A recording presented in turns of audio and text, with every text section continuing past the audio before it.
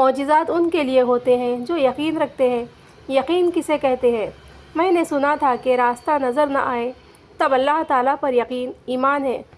جب تک وسائل اور ذرائع نہ ہو تب اللہ پر یقین ہو کہ اللہ مسبب الاسباب ہے۔ وہ اسباب کا پابند نہیں ہے، اسباب اس کے پابند ہیں۔ وہ اسباب کا محتاج نہیں ہے، اسباب اس کے محتاج ہے۔ یہ یقین اللہ پر ایمان ہے۔ موسیٰ علیہ السلام کے پیچھے لشکر تھا، آگے سمندر، اور یقین اللہ پر اتنا کہ راستہ خود ہی بن گیا۔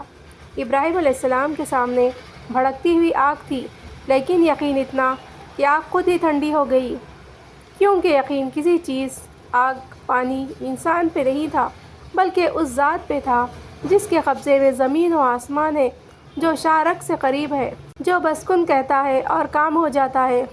زندگی بھی تو ایک معجزہ ہی ہے نا۔ ہزار ناکامیوں اور شکست دینے والے لمحے گزار کر، بیماریاں سہ کر، اپنوں کی سنگ دلی اور مظالم برداشت کر کے، دوستوں کی جفا سہ کر بھی انسان زندہ رہتا ہے، پھر سے دن کو چڑھتا دیکھتا ہے۔ جب اسے لگتا ہے کہ اب سب کچھ ختم ہو چکا ہے، اب زندہ رہنے کی کوئی امید نہیں، تب اللہ پھر سے ہمت پیدا کر دیتا ہے، پھر سے روشنی کی کرن دکھا دیتا ہے، جس کے پیچھے چلتے چلتے انسان پھر سے زندہ رہنے کا بہانہ ڈھونڈ لیتا ہے، راستہ ڈھونڈ لیتا ہے۔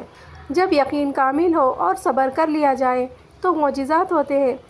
کبھی کبھار ایسا بھی ہوتا ہے کہ جب ہم جائے نماز پر اللہ سے مانگنے کے لیے بیٹھتے ہیں تو نہ آنکھوں سے آنسو نکل پاتے ہیں اور نہ ہی زبان سے کوئی بھی دعا لفظوں کی شکل میں کہی جاتی ہے، بس عجیب سی کیفیت ہوتی ہے۔ دل تو تب چیخ چیخ کر کہہ رہا ہوتا ہے کہ یا اللہ، اب آپ کے کن کی ضرورت ہے، لیکن لب اس درد کو بیان کرنے سے قاصر ہوتے ہیں، اور پتہ ہے اس لمحے تمہاری اللہ سے نہیں، تمہارے دل کی اللہ سے گفتگو ہوتی ہے۔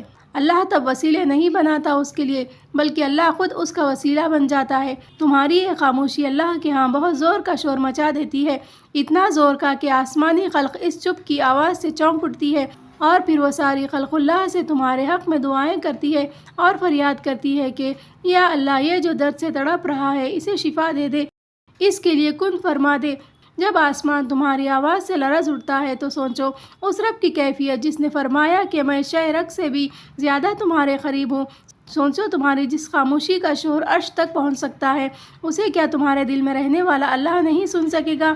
وہ سب سنتا ہے، وہ سب جانتا ہے، تب بھی جب تم کہتے نہیں، اور تب بھی جب تم کہنا نہیں چاہتے، وہ دھڑکن ہے اور وہ دھڑکنوں کی ہی سنتا ہے، پھر ایسے معجزے کرتا ہے کہ دل پھر سے جی اٹھتے ہیں، دھڑکنیں پھر سے بحال ہو جاتی ہیں، اور ویران آنکھیں شکر سے بھر جاتی ہیں، اور شفا بھی مل جاتی ہے۔